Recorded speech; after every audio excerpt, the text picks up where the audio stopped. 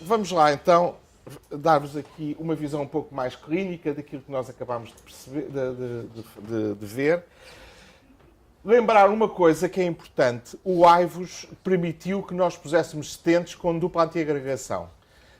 Para quem é mais novo, há uma época pré-colombiana e pós-colombiana, o senhor chama-se Colombo, de Milão, e foi ele que viu com AIVOS que os stents, quando estavam bem expandidos, podia-se fazer só dupla antiagregação e não precisavam de anticoagulação.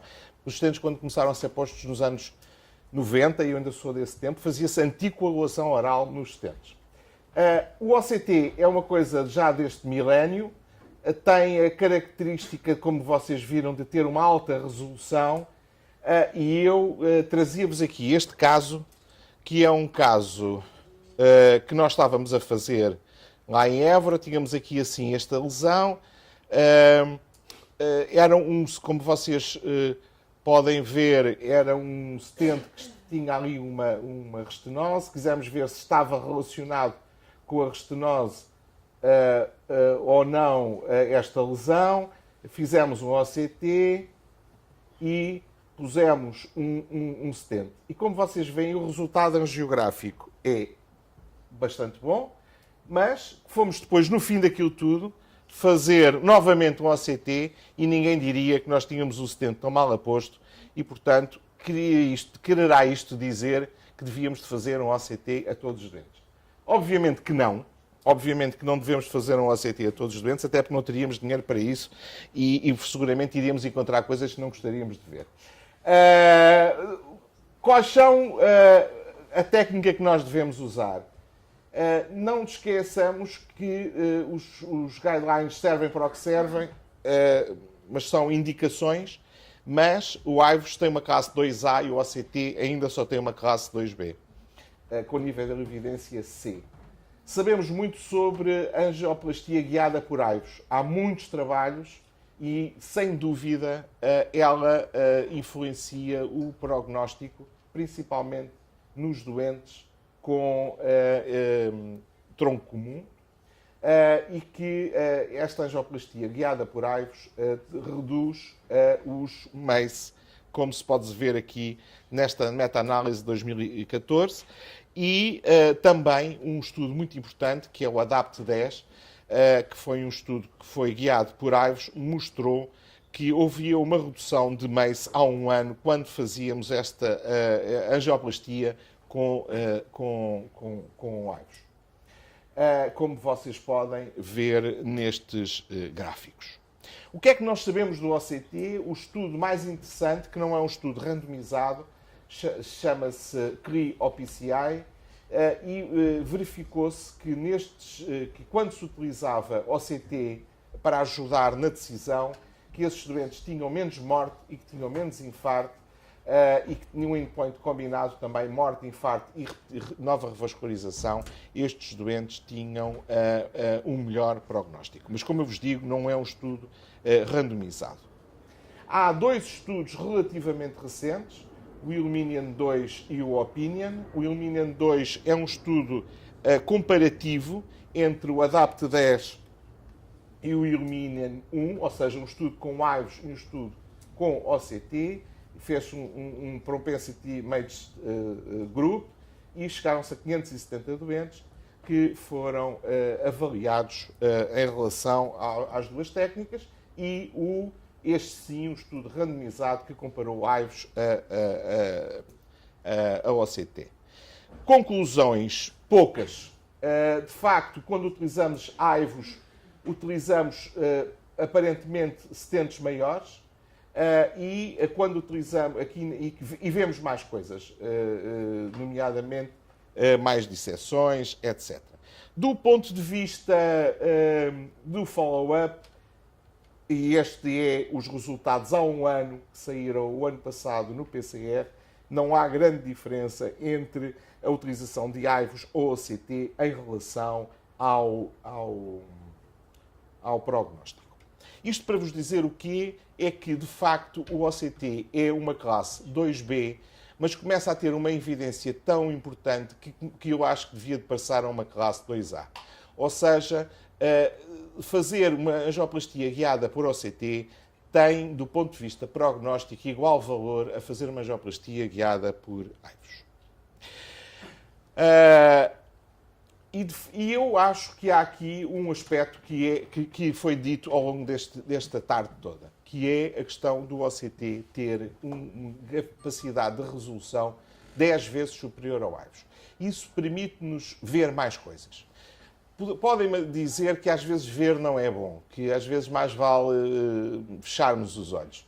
Mas eu acho que, nem que seja do ponto de vista da educação médica, a angioplastia guiada por OCT faz-nos ver e faz-nos aprender em relação, como eu vos disse no princípio, em relação a outro tipo de angioplastias. É preciso fazer a todos, já não teremos dinheiro para isso, e eu acho que a verdadeira decisão, e é essa que eu acho que ainda é pequena em Portugal, é aquela frase que nós, quer em Évora, quer em Santa Marta, e quem está aqui, que trabalha comigo, sabe que de vez em quando vem aquela coisa e a gente diz, epá, vamos fazer um OCT. Pronto, vamos lá fazer um OCT. Bom, quando é que a gente toma essa decisão? É aquele momento em que dizemos, vamos fazer um OCT. Como vocês sabem, em Portugal é para aí em 2% de angioplastia, não? Rita? Hã? Não está aqui. Mas não está aqui, mas está o Salazar, que é mais... Portanto, estamos a falar de uma... Pouca gente em Portugal diz assim, vamos fazer um OCT. Se calhar, provavelmente, é porque não precisa. Bom, quando é que... Bem, estamos a falar no contexto de estudos, obviamente, mas fez-se AIVOS em 39% dos casos no ADAPT-10 e neste estudo aqui, em 49% dos casos, fez-se OCT. Acho que é exageradíssimo estes valores. Acho que não precisamos da angioplastia corriqueira em 1/3 ou em metade dos doentes fazer OCT. Ou AIVOS, mas fazer OCT. Mas temos que nos guiar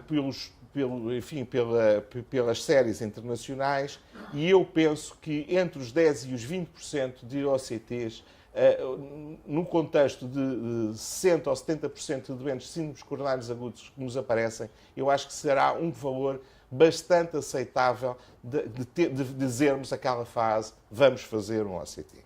Quando é que eles decidiram fazer um AIVOS ou um OCT? Nos casos mais complicados. De facto, foi principalmente clinicamente nos casos, por exemplo, de trombose de stent, no caso de infarto de miocárdio com anatomias complexas e fundamentalmente nesse contexto. Soubemos que de facto, como vos disse, que o AIVOS estava menos, quando se utilizava a AIVOS, há menos trombose de stent, há menos infarto e há menos isquémia TLR. No estudo de Roma, do Francisco Prati, quando é que eles decidiram, como vos disse, não é um estudo randomizado, é um estudo observacional, quando é que eles decidiram fazer OCT? Quando tinham intervenções prévias, fundamentalmente, quando tinham síndromes coronários agudos e quando tinham anatomias complexas. Em doença multivaso, na descendente anterior, para ver o comprimento dos stents, para quando se usava drug eluting, etc. Portanto, quanto mais complexo for o doente, maior necessidade existe de fazermos OCT.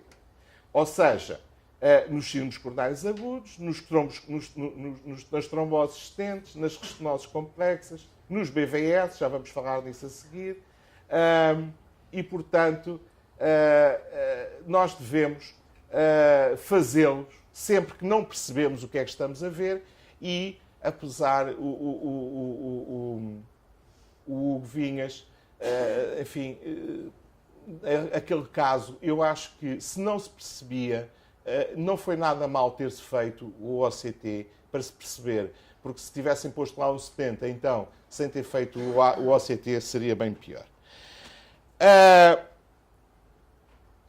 Vamos aqui olhar para isto em várias vertentes. Primeiro, na vertente periprocedimento. Estamos a fazer uma angioplastia e há ali um momento em que nós precisamos, naquela angioplastia, de fazer uma técnica de imagem intracoronária, nomeadamente um OCT. Isso pode nos servir para quê? Como disse o Renato, para medirmos.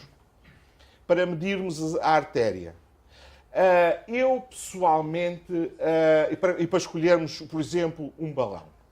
Eu, pessoalmente, que fiz angiografia durante muitos anos, sou um pouco, crítico ou pouco confiante com as medidas do OCT.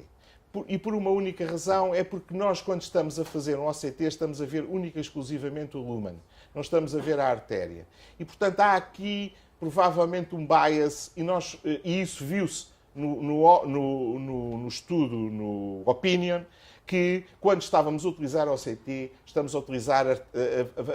utilizamos devices mais pequenos, stents mais pequenos. Isso não é bom. Big is better em angioplastia e quase em tudo na vida, mas no caso da angioplastia também, e portanto utilizar para medir não é assim grande coisa. Depois, para ver as placas, aí sim, e aí o Hugo mostrou que, de facto, é fundamental para nós percebermos o que é que se passa com aquelas placas e podermos tomar decisão. Depois, escolhermos o sítio onde vamos aterrar o stent é fundamental, porque sabemos que quando aterramos o stent em cima de uma zona doente, a probabilidade de disseção de bordo e a probabilidade de restenose e de futura trombose é maior. E sabemos também, isso está mais que demonstrado, que quando aterramos um stent sobre uma zona lipídica, as troponinas aumentam periprocedimento e, portanto, há mais embolização de placa e isso também, enfim, tem algum fator prognóstico seguramente. Serve-nos também muitas vezes para guiarmos a posição do guia e nas bifurcações, como vocês vão ver, é muito importante. Isto é um caso que fizemos num dos nossos cursos. Era um ósteo da DA, ok? Fomos ver o ósteo da DA para a CX, vemos aqui a CX, vemos de facto que o ósteo da DA e temos aqui a parte distal do tronco, vemos aqui a guia da CX e de facto parece que o ósteo do tronco estará livre, a bifurcação do tronco estará livre, mas como veem, a lesão apanha a carina e nós, como vocês, nos vossos hospitais, costumamos tratar isto como um tronco. Pusemos um stent e, ainda por cima, como é normal nestas coisas estarmos ao vivo e a cores, ficámos com a CX pinchada.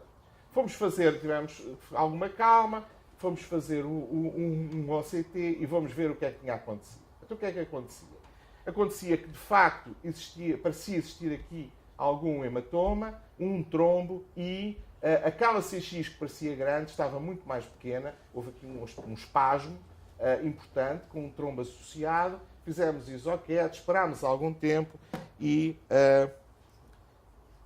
este trombo, este hematoma foi a pouco e pouco desaparecendo e com também o controle do espasmo isto ficou resolvido. Diz. Diz. No caso anterior, sim, a imagem tinha o stent já a caminho dentro do catéter DCI e a gente foi com o OCT, vimos que aqui. Não, dentro do catéter.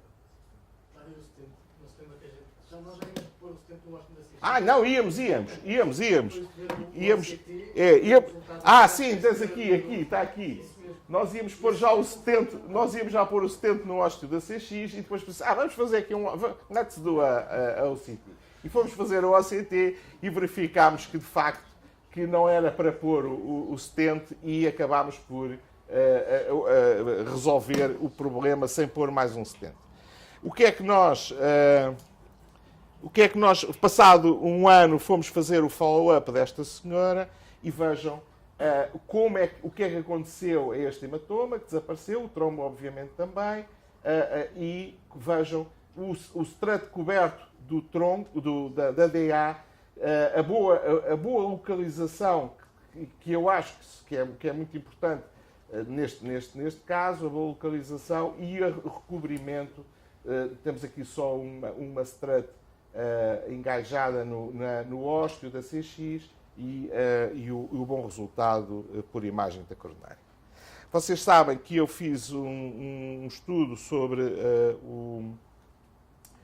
o cálcio e estas são imagens desse estudo do doutoramento e eu vi que, e isto é uma convicção agora minha, que é o rotablator não faz grande debulking e faz fundamentalmente, cria espaço através destes canais, através do Ira Bias, desviando o guia, batendo nas placas calcificadas e criando espaço para depois passar balões. É evidente que sobre estes canais ficam zonas de mala posição.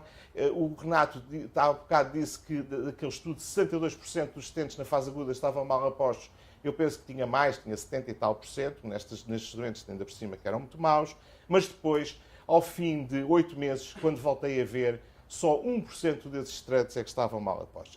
É que neste momento os stents são mesmo muito bons. Isso, o que acontecia, eu já tenho mostrado estas imagens, é que de facto o Ira Bias, ou seja, o guia ia bater ali naquele lado, batia aqui, batia ali, depois ia bater ali, no sítio onde a barra iria fazer o buraquinho e acabava por criar esses canais, como aqui se pode ver. Obviamente, quando existia um anel de cálcio, o resultado seria outro e aí sim a barra acabava por fazer um bom debulking de cálcio. Obviamente, quando os ângulos de cálcio são maiores, existe maior excentricidade. Quando os ângulos são menores, existe maior excentricidade. Quando os ângulos são maiores, existe menos expansão do stent. Isto é bom para ver também, como vocês sabem, bifurcações. Nós utilizamos esta metodologia de Kiono porque trabalhamos com o grupo da Case Western.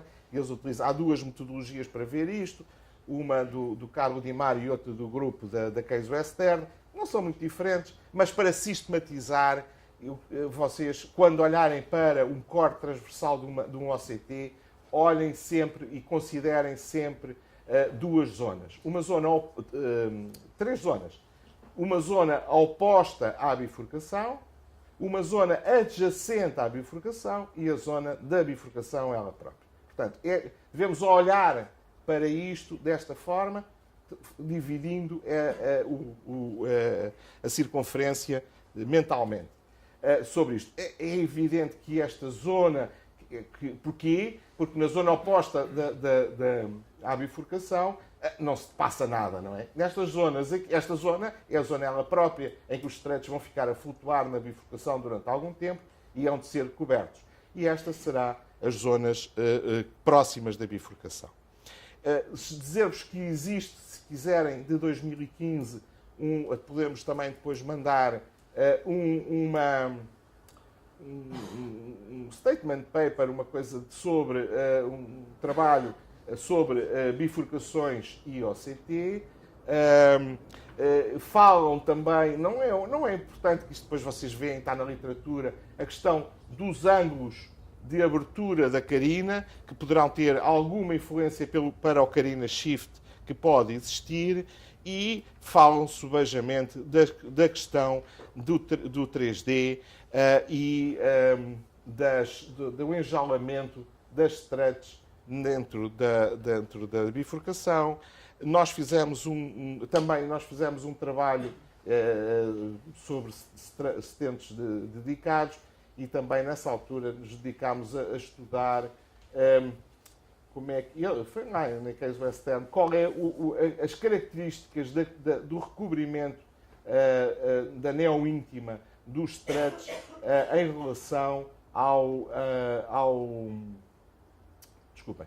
ao... Não, fui eu que carreguei aqui. Em relação ao tecido que está oposto à acerate. Isto, de uma forma geral, é comparar o tecido que está na bifurcação com o tecido que está oposto. Se é mais homogéneo, se tem mais atenuação ou não. Trago-vos aqui um caso de uma bifurcação. É um doente que tem um stent aqui. Não sei se vê. Okay. Parece estar na carina. A pergunta é como tratar.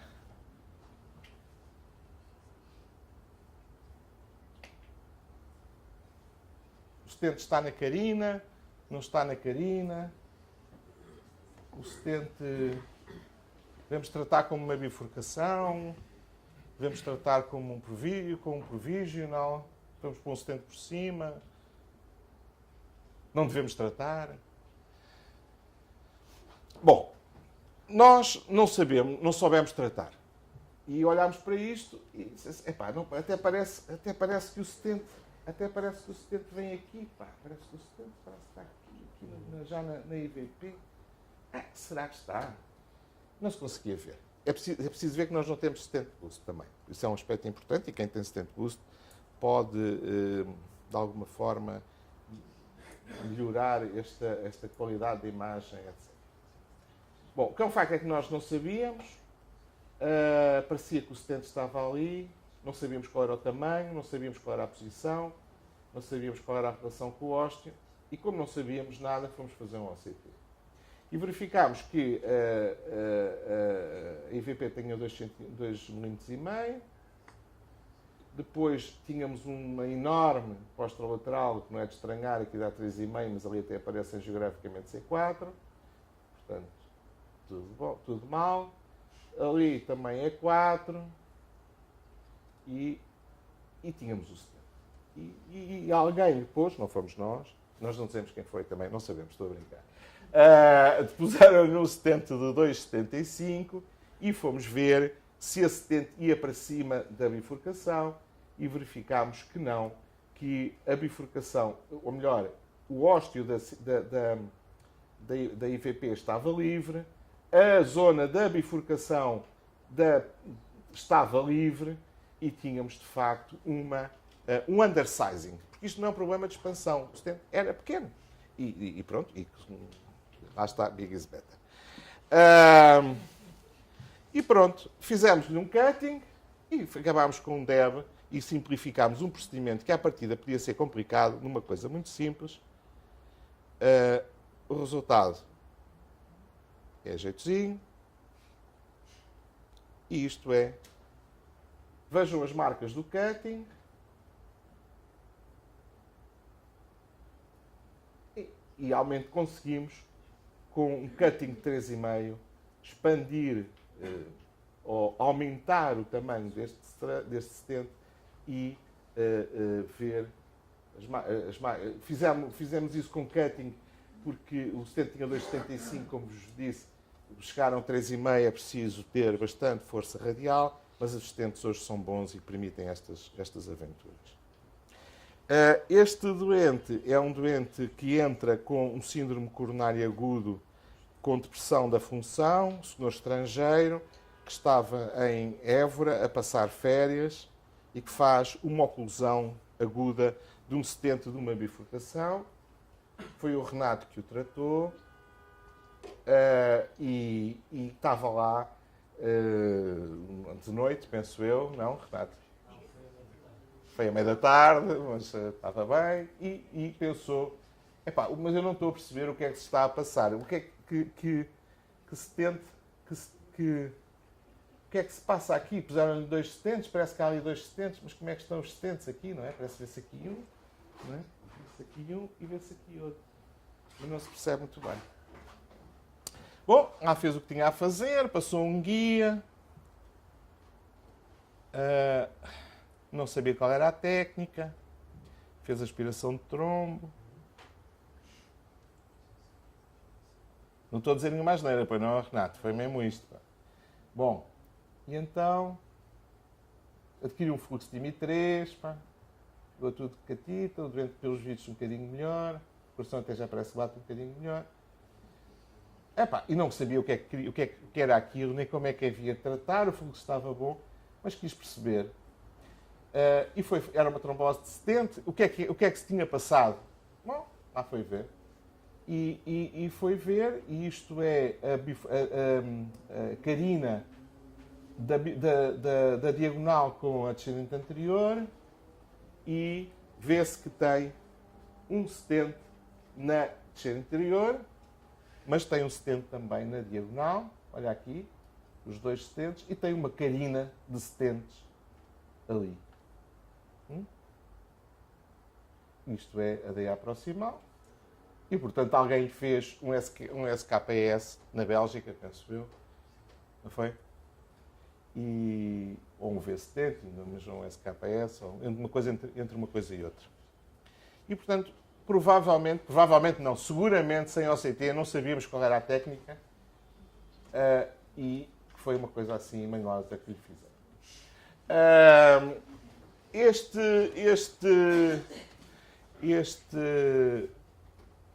Este caso é um caso de uma dissecção espontânea da IVP, uma senhora jovem.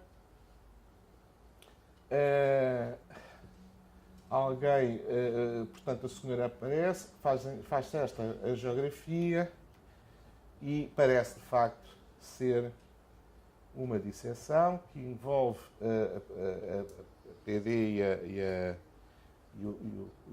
e aqui vê-se que estamos no verdadeiro lumen, que isto é um falso lumen, mas que, por sorte, estamos no verdadeiro lumen e acabámos por lhe pôr uns BVS nessa altura, se calhar bem, pelos vistos até tem estado bem, e fizemos-lhe o OCT, como vocês veem. Acabámos por perder, a senhora tinha umas artérias de plástico, de plástico, umas artérias que não precisavam para nada, que fez logo uma disseção do catéter aqui assim, tivemos que meter um stent aqui assim, claro que é um stent metálico, e aqui acabámos por pôr uns BVS para lhe cobrir aquela disseção. Este é um caso que eu estava a dizer, que publicámos, que o David fez, que é um caso de uma senhora que um ano atrás tem um síndrome coronário agudo e que faz...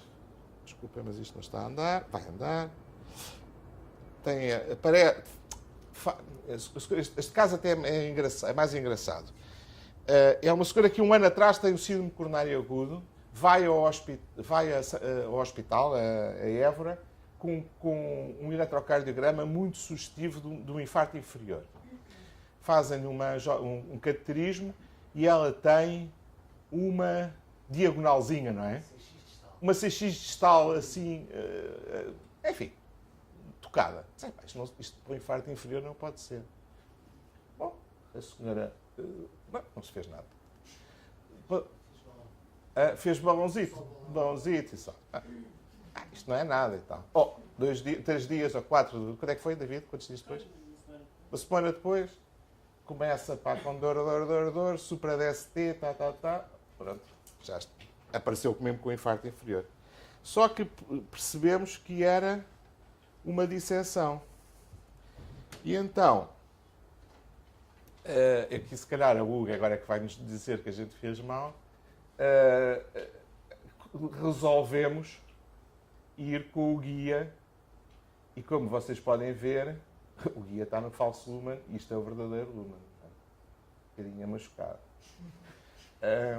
Bom, então, começámos aqui, fizemos o seguinte, fomos com outra guia, pusemos o OCT aqui, e depois com uma outra guia, com uma segunda guia, íamos dando flashzinhos do OCT, à procura, puxando a guia para trás, com uma certa altura que pareceu-nos que era a boca, a porta de entrada do falso lumen, e entramos, do verdadeiro, desculpa, entramos no verdadeiro lumen e pronto.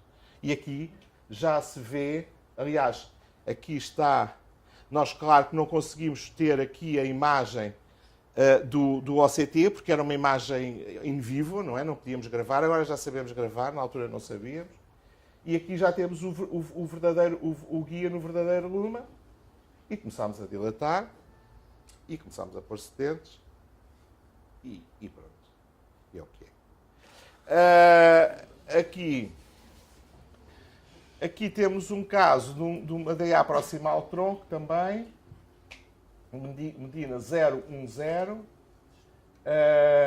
e decidimos pôr um stent dedicado às bifurcações. Não sei se vocês conhecem este stent, também podíamos depois falar sobre ele, mas não é para aqui chamado. Mas é um stent que tem uma característica, é porque tem uma zona traseira. Já puseste isto, Hugo? Já saiu. Então não pôs. E pronto, é um stent que tem duas coisas engraçadas, é que distalmente é maior, ao contrário, distalmente é menor, proximalmente é maior, e tem aqui uma zona que nos permite ter mais facilmente acesso ao vaso lateral. Eu digo ao Renato, desde que vi isto e começámos a fazer alguns, é um stent muito simples de pôr, muito fácil de pôr, mas havia aqui uma coisa que me chateava, que era no sítio onde ele precisa de mais droga, é onde ele tem menos hastes. E eu disse ao Renato, isto é chato, pá, porque no sítio onde a gente precisa de mais droga é onde temos menos hastes. E de facto ele tem tido algumas restenoses. De forma que, pronto, este é um stent dedicado para bifurcação. Temos aqui assim, vê-se muito bem a lesão do ósteo da DA. E por aqui afora, e pusemos o stent. O stent tem esta característica, é um 4,5 atrás e um 3,75 à frente. O stent tem alguma piada, porque tem o problema deste mismatch, que fica resolvido. Mas tinha ali uma coisinha à frente, decidimos não fazer nada. Fomos ver por OCT, vê-se por OCT que este stent depois tem aqui a zona de transição, que é engraçado. Vê-se aqui na zona de transição, onde aqui temos stretch, e aqui temos só os conectores do stent. E cá está ele. E aqui vê-se bem, isto foi o Renato que fez isto, aqui a zona de conexão entre o stent proximal e o stent distal. E ele teve depois veio fazer uma angioplastia da direita proximal. Nós fomos rever ao fim de 6 meses ou coisa assim. Na altura não fizemos OCT, mas o resultado não estava mau e eu acho que ele continua bem. Aqui há uns anos atrás pusemos uns Tritons também e andámos a ver isto por OCT e de facto havia aqui uns floating stretches que apareciam naquela. Não sei se vocês em Santa Maria, pelo menos o Pedro, gostava muito de Tritons, não é? O que é que está aí de Santa Maria? Usámos uns quantos numa fase. Faz aí tudo. Pois, Pedro, sim. Eu sei. E portanto, enfim. Deixar-vos aqui assim uma coisa que eu faço angioplastia já há muitos anos e só depois de ter feito o OCT é que percebi uma coisa, por causa desta coisa do rotablator. É que quando as artérias não são tubos cheios de pequenos tubinhos que saem de lá. E esses tubinhos que saem de lá, os colaterais, fazem com que o lumen naquele sítio seja francamente maior. O que quer dizer que quando nós passamos uma oliva numa bifurcação, a oliva nem toca na artéria, porque ela fica a boiar na bifurcação. E este é um caso que nós fizemos de rotablator, em que fomos ver a quantidade de cálcio que existia, e como podem ver, a quantidade de cálcio não podia ser diferente, porque pusemos aqui o tamanho, como se fosse a oliva aqui assim, não me lembro o tamanho da oliva, um 1,5 ou um 75, ou não sei o quê, e pronto. E de facto não toca. Isso é um aspecto que eu também, enfim, nunca tinha pensado. Bom, estávamos a falar de periprocedimento. Agora, queria passar no fim do pós-procedimento. A gente já acabou e depois, como disse o Hugo também, Se temos um OCT sobre a mesa, porquê é que não vamos rever como é que ficou o stent? Isso é muito bom para vermos a expansão dos stents, a posição. É muito bom, por exemplo, vai ser para os BVS e depois aquilo que a gente não quer ver, não é? As disseções, as protusões, os trombos, mas que enfim, que às vezes existe. E depois perceber também a possibilidade de fazer trombectomia nestes doentes depois de pôr um stent. É uma coisa que eu, antes de fazer OCT, nunca fiz, nem nunca fazia, e hoje, cada vez mais, com a quantidade de trombo burden que temos no infarto, muitas vezes, quando o fluxo não é completamente normal ou há uma easiness na angiografia, mesmo sem OCT, já que tenho o aspirador na mesa, vou fazer umas aspiradelas depois já do stent estar lá exposto e eu acredito que isso, e algumas vezes já tem resolvido um problema de algum no reflow ou do fluxo menos TIMI3 no fim da intervenção.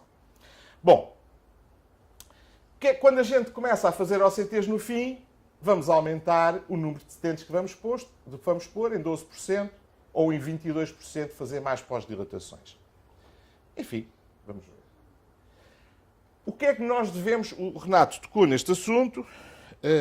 Enfim, não há consensos ainda, mas há ideias gerais. O CRI-OPCI foi um estudo que definiu como as 200 micras como um número mágico para estas coisas. Ou seja, uma mala posição acima de 200 não é bom, ter um trombo muito grande acima de 200 também não é bom, e a expansão de stent, aquela definição que eu tinha há bocado falado, que é ter uma área superior a 90% da área de referência distal ou 100% da área de referência. Curiosamente, o mesmo Prati, mais recentemente, veio a fazer um estudo e disse duas coisas importantes e que têm lógica ainda por cima, que é o seguinte. Devemos deixar umas diâmetros luminais dos stents acima dos 4 mm². Ou seja, os stents não devem ficar com áreas abaixo disto. Segundo, as disseções distais acima das 200 micras são más. Portanto, se tivermos uma disseção distal acima das 200 micras, isso devemos tratá-la, devemos pôr um stent à frente. Se temos uma disseção proximal, mesmo que seja acima das 200 micras, não merece a pena, se calhar, tratar. Depois, os trombos grandes, mesmo com 500 micras, vamos aspirá-los, vamos manter mais anticoagulação, mas não merece a pena fazer mais nada do ponto de vista mecânico, ou seja, mais balões, mais stents, etc, etc. Vale o que vale, mas penso que como boa indicação, como assim, referência não está má, e portanto olharmos mais para as disseções distais do que para as disseções proximais. Isto é um exemplo de um BVS, seria uma longa história que nós poderíamos agora ficar aqui a conversar, e se vocês quiserem podem perguntar e conversar, aliás, como continuam muito caladinhos, e eu acho que é bom a gente falar e vocês digam, de vossa justiça, o que é que acham. Mas é assim, os BVS podem se sobredilatar, e a prova disso está aqui um BVS que era um 2,5, na altura ainda punhamos BVS 2,5, ficou com 1,99 e que acabou em 2,32, ou seja, aumentou quase mais 20%. Não é? E, portanto, os BVS, de facto, apesar de serem de plástico, podem... A Andréia não está a gostar desta conversa do plástico. E podem-se dilatar, e este é um caso de uma disseção, enfim, também vale o que vale, uma disseção proximal. Mas, repara, é uma disseção que está a comprometer o fluxo e o Renato, que foi ele que depois pôs este BVS atrás, pôs no BVS atrás e ficou com este excelente resultado. A questão a gente é um assunto que a gente também podemos falar, se vocês quiserem. Temos aí muitas imagens. Temos ali a Tânia, que tem ali temos aqui um disco rígido com muitas imagens. Podemos falar sobre a questão dos overlaps dos BVS.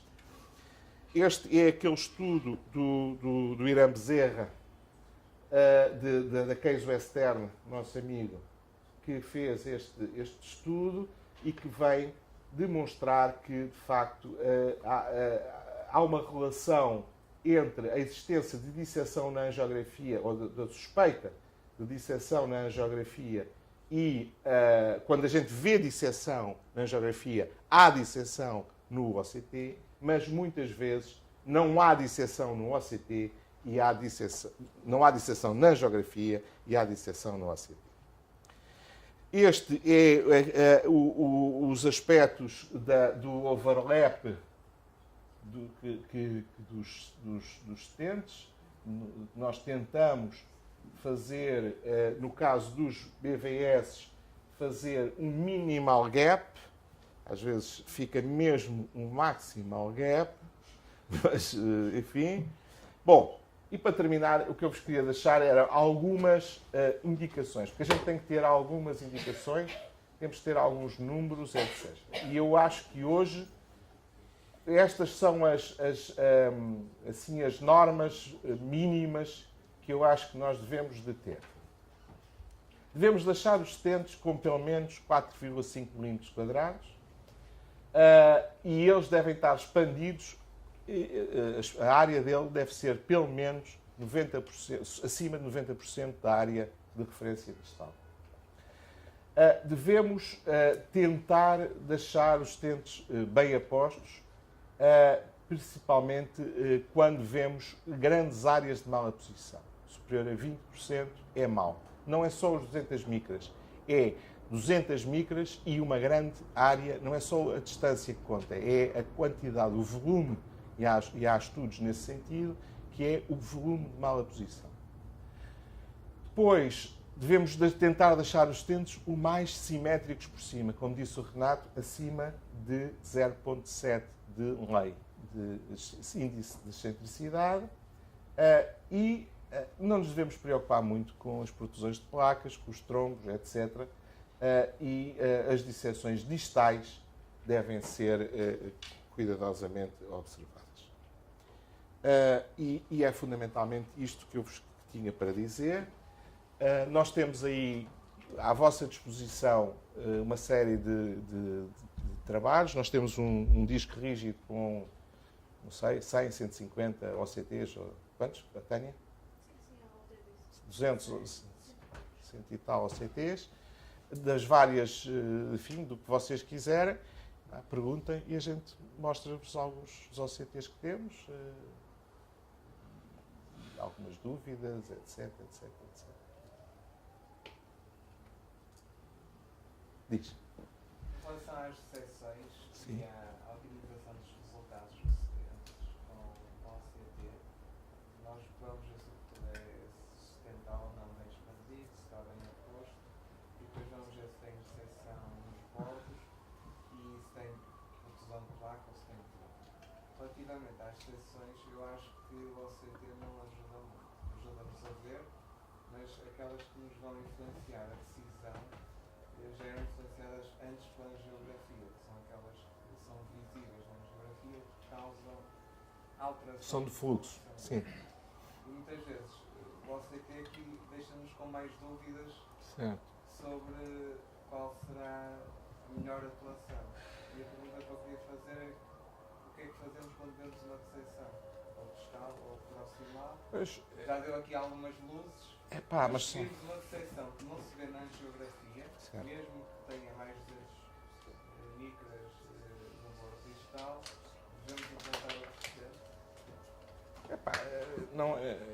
A pergunta não é fácil, não é? Mas há aqui uma coisa que é engraçada deste trabalho, que é assim. Quando comparas as disseções que se vêem por angiografia com as que não se vê, portanto, as não observadas, havia 54% que não eram observadas, mas que existiam disseções.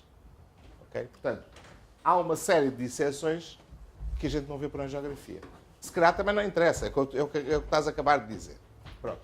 Agora, o que nos relacionava melhor era,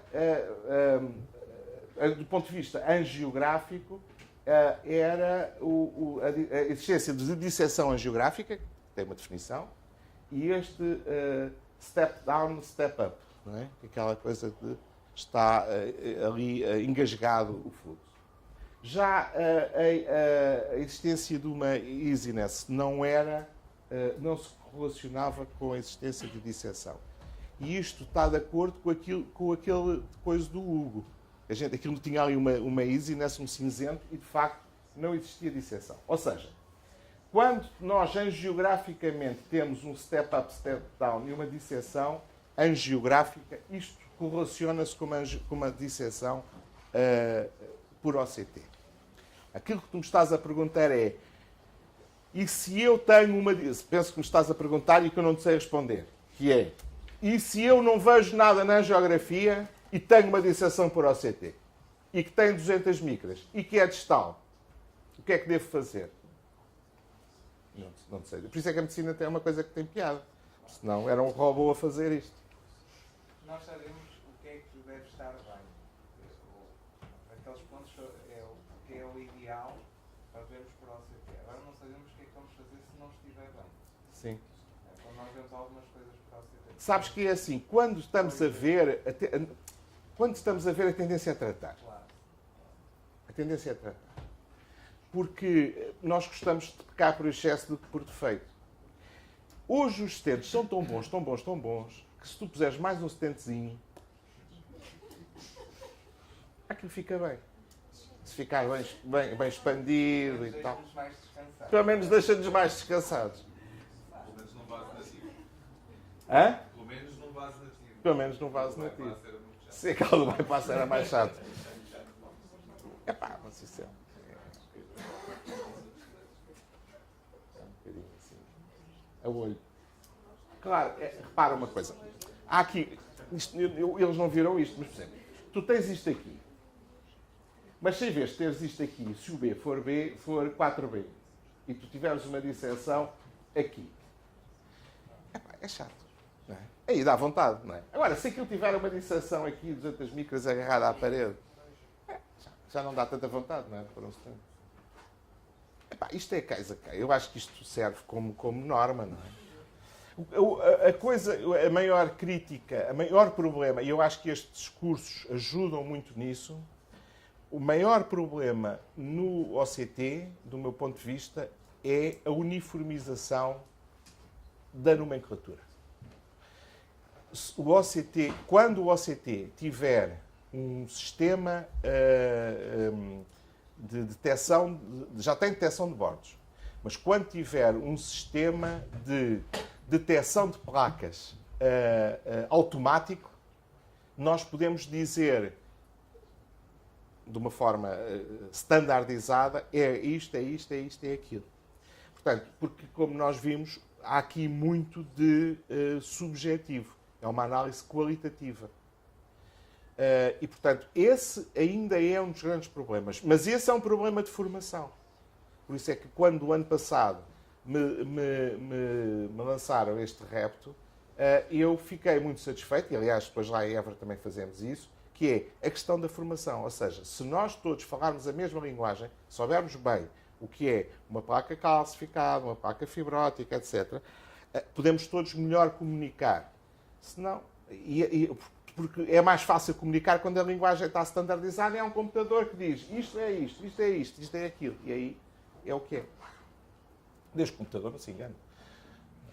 Porque e disse o Renato, há a questão de alguns problemas técnicos, que se não houver uma boa calibração, etc., ao início, nós podemos estar a medir coisas que estão erradas. E aí não há hipótese. Dúvidas, coisas. Querem ver alguma coisa? Estamos cansados? Querem ter algo? Temos aqui coisas... Querem ver mais um caso, giro? Querem ver uma trombose de stent, de um BVS, já que estamos na aba?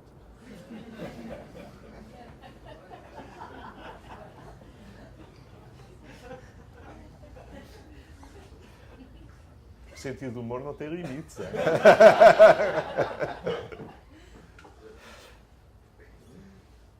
Não, os BVS são um desafio. Nós tivemos e já agora, para esclarecer esse assunto, que eu acho que é importante. Nós começámos com um trabalho que era pôr BVS em lesões longas. E fizemos um convite a centros em Portugal e em Espanha para estarem connosco nisso, para fazermos um registro. E saiu o Absorve 2 a 3 anos. E decidimos parar e pensar sobre este assunto.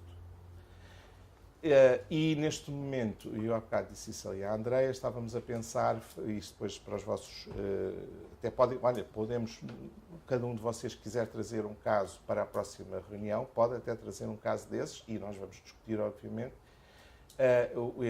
a causa da trombose. E eu já disse à Andreia que gostava de pegar nesses mesmos centros, de convidá-los outra vez, mas para fazer um registro por OCT, doentes com trombose stente vistas por OCT, e perceber qual foi a causa dessas tromboses.